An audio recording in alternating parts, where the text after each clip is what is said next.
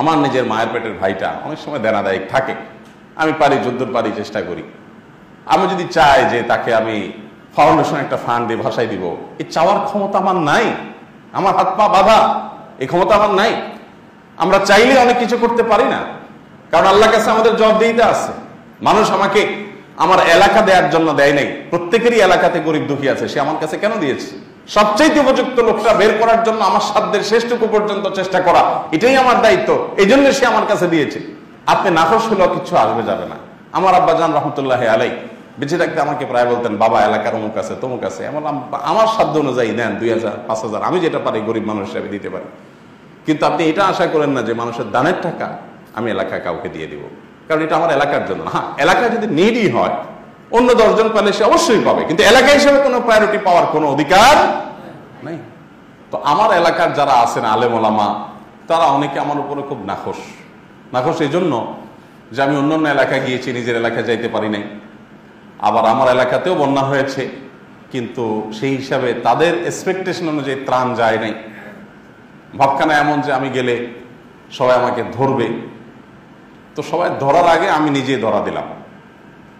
গত রাত্রে এসার সময় তাদের সবাইকে ডেকে চায়ের দাওয়াত দিয়ে বসলাম।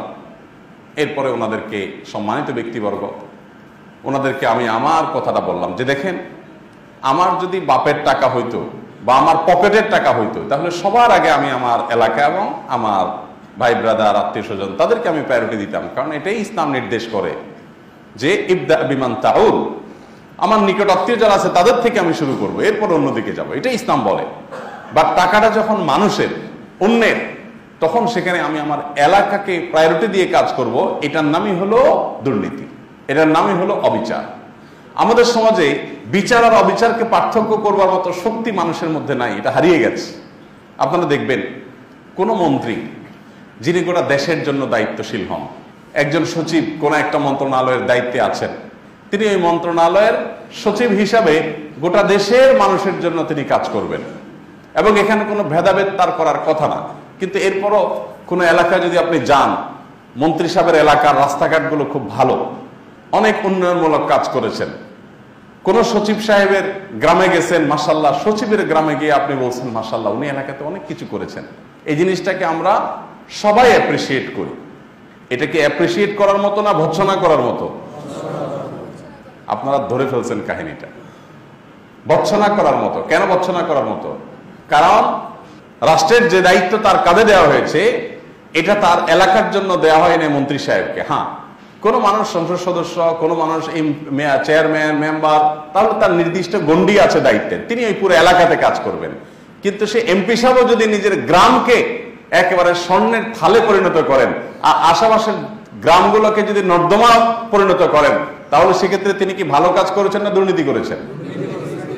কিন্তু মুশকিল হলো যেখানে নিজের গ্রামের দিকেও তাকায় না কেউ, সেখানে নিজের গ্রামটা অন্তত ভালো করলে মানুষ বলে মাশাআল্লাহ এই লোকটা ভালো কাজ করেছে।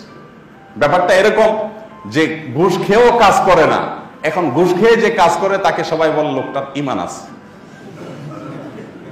কারণ জবান ঠিক রাখে, সে ঘুষ খাইছে, কাজটা করে দিছে। কারণ সমাজে যখন আশেপাশে ঘুষ খাইয়াও ফাঁকিবাজি করে, ঘুরায়, কাজ করে না, তখন যে ঘুষ খেয়ে কাজ করে তখন মানুষ মনে করে এই লোকটা কি সৎ। অর্থাৎ চোরও সমাজে সৎ হয় যখন সমাজের অন্য অনেকে ডাকাইত হয়। এরকম অবস্থা হয়ে গেছে এখন আমাদের সমাজে। আমি প্রায় দেখি বিভিন্ন জায়গায় গেলে, যে কোনো এলাকার খুব বড় কোনো পাওয়ারফুল মানুষ, রাজনৈতিকভাবে পাওয়ারফুল বা প্রশাসনিকভাবে কোনো বড় দায়িত্বে আছেন, ওনার এলাকার উন্নতি দেখে মানুষ প্রশংসা পঞ্চমুখ হয়ে যায়। আমি বলি যে এটা কিভাবে আপনারা প্রশংসা করেন? ট্যাক্স দেয় সারা দেশের মানুষ, সারা দেশের মানুষের ট্যাক্সের টাকায় উনি ওনার এলাকাকে উন্নত করলেন, বাকি এলাকাগুলোকে সেভাবে উন্নত করলেন না। উনি তো স্বজন প্রীতি করলেন, এলাকা প্রীতি করলেন, তিনি তো দুর্নীতিবাজ। তিনি আপনার কাছে সৎ হয় কিভাবে? আপনি তাকে সৎ এই জন্য বলতেছেন কারণ বাকিগুলো এলাকাতেও কাজ করে না, এগুলো সব বেগম পাড়া বাড়ি করে। যে সমাজে সব টাকা পয়সা সব নিয়ে বেগম পাড়া বাড়ি করে, দুবাই নিয়ে ব্যবসা করে, সিঙ্গাপুর নিয়ে সম্পদের পাহাড় গড়ে, ওই সমাজে কেউ যদি নিজের এলাকা কিছু করে আমাদের কাছে মনে হয় মাশাআল্লাহ তো সাক্ষাৎ ফেরেশতা। অর্থাৎ আমরা নামতে নামতে কোন জায়গায় গিয়ে ঠেকেছি সেটাকে আমরা অনুভব করতে পারছি।